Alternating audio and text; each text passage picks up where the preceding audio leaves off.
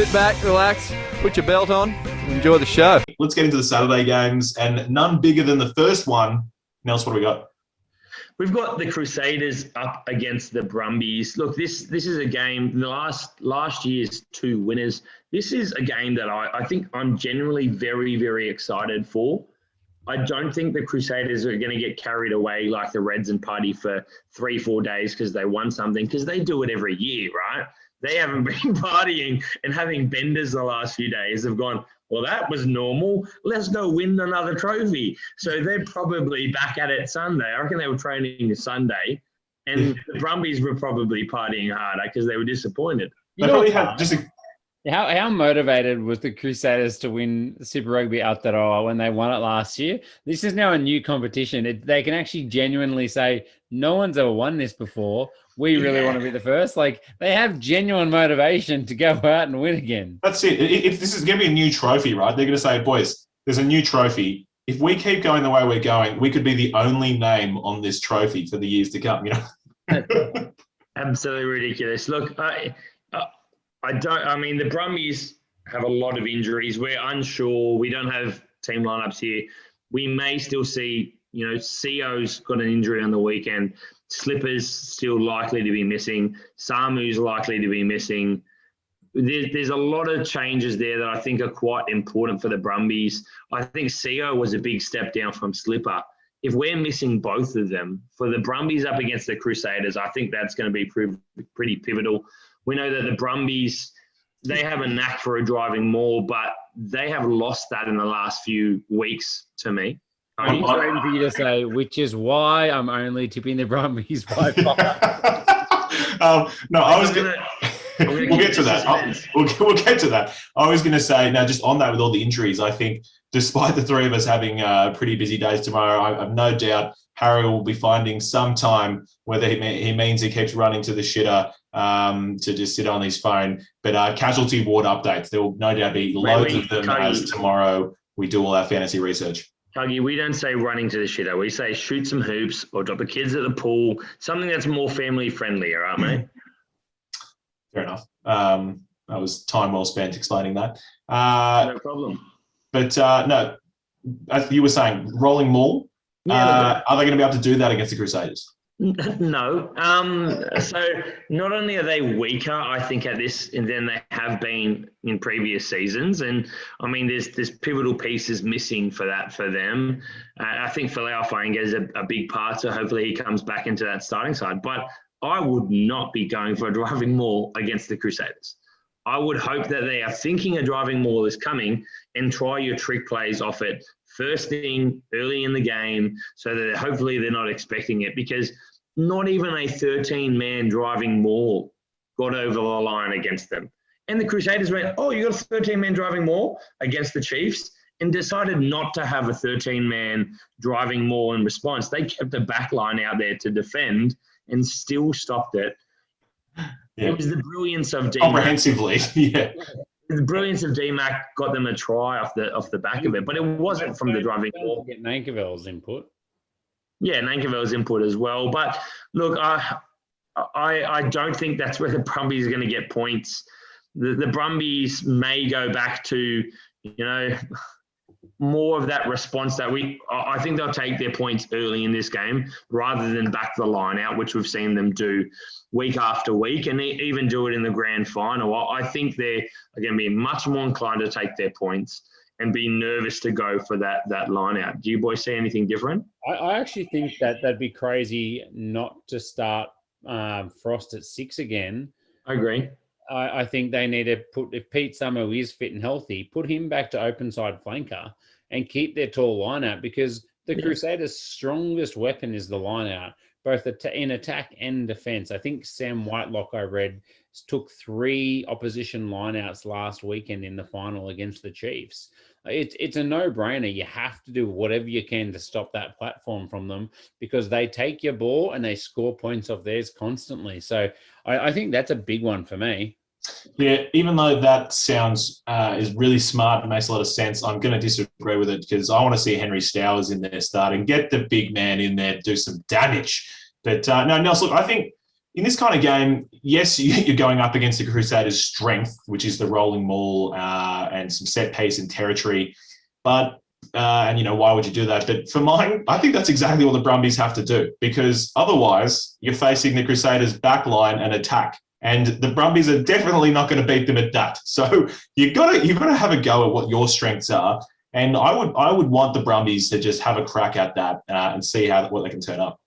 Yeah, look, I see something in that, and as I said, if you're gonna back it, I think you have to back it relatively early, and you have to add some variance. You have to add a change of point in attack. It cannot be a driving maul. If it is a driving maul, it's you're hitting your 4 jumper, popping it down to your 2-man, and creating a driving maul there. You have to create some doubt in the Crusaders early in this game on what you're going to do, or I just don't think you're going to get the pay for it.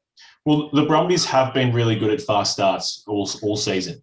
So that has been one of their strong suits. It's about, can they do that again to begin with, in Christchurch, and then can they keep it going? I mean, if I was the Crusaders, I'd just leave all the streamers and the red party glitter from the week before, just leave it all on the field, just as for the captain's run, you know what I mean? Just get started getting in their heads from the get-go. But no, look, other points on this game, I think, on the Brumbies before we move to the Crusaders, Andy Muirhead, Harry gave a really good kind of injury diagnosis, if you will, with the information or images he saw there. Harry, what was that looking like? I mean, looking like he's not playing, but what did you see for that? Yeah, so I pulled the video from the game and kind of broke it down a little bit, but you saw in about the 27th minute, his right ankle get turned to the outside rather than the conventional way, which is the opposite, and kind of forced into tackle. So that sprain of the inside ligament in your ankle generally is seen as a bit more severe and a bit slower to settle down, higher rate of fractures and things like that with it as well. So it can be quite severe. I have one thing to add to that. Apparently he was running around today or yesterday on the field. So he had a boot on by the sounds of it on Sunday, but apparently he was on the field without a boot Monday, Tuesday. Okay. I mean, obviously they've tried to settle it down, but my gut feeling initially was the fact that they taped it up over the boot, and he still only lasted 10 minutes until he had to come off because he wasn't moving on. So to me, that means that I'm thinking that he's a grade 2 ankle sprain, and the best ones of those are still 4-week injuries, more likely 6. But if what Nelson says is spot on and he's running relatively freely, who knows? Maybe he is going to be back a bit quicker than we would have thought. Damn it! I said this because I was really hoping he was out and that Mark Hansen was back in. We love the Hansen, but no, I think that's probably it for personnel changes for the Brumbies. But the Crusaders, I think the biggest question for them. Sorry, Nelson, I'm jumping ahead here, but a question which is close to my heart, as Lester Fainganuku, mate. He has, I think he was a rookie of the year into Rugby Aotearoa or something, but he definitely won something. Mostly, I don't know. He won, but anyway, in the way the form he's playing, particularly even in that final, it's going to be hard to drop him. But All Black Braden Ennor is back. They said they were saving him up for this. They thought he was doing well enough. They brought him back in off the bench for the grand final. How do you guys see that panning out? I mean, I'm hoping Fainganuku keeps playing. Can I tell you my preference? And this is going to sound ridiculous. I'm a George Bridge owner. If I were the Crusaders, I would strongly consider pushing Fainganuku back to the wing, having Sevu Reece on the other wing, and bringing Braden Ennor into the outside centre jersey. For me, I think they're the people that have got the punch. They're the people that have the form. George Bridge, I love him to bits, hence he's in my side, but he hasn't offered as much as Fainganuku has. So I'd be giving Fainganuku the run and make George Bridge earn his way back in.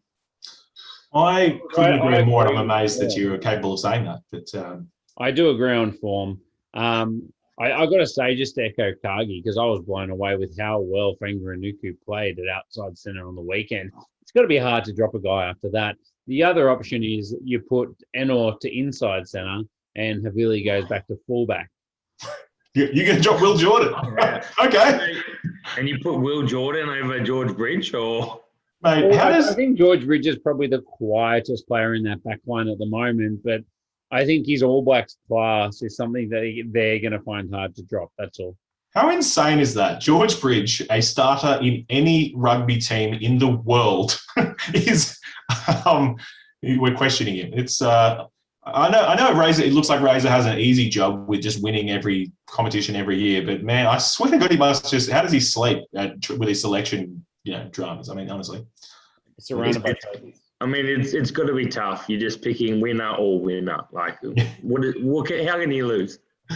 Look, do we jump across to what we think the result is, or do you boys have anything else to add about the Crusaders? Let's go tips. Come on. Harry, why don't you take us here? Why don't you lead us in? What do you think the tip is? Crusaders by 15. I literally was going to say that. God, Harry, you're. I now don't know whether to go bigger or smaller. You've killed me again. Smaller. All right, I'm going to go Crusaders by 12. There you go. Went smaller. Apparently, I'm going to show the most faith, and I'm going to say I'm going to say the Crusaders. Crusaders to win by 8.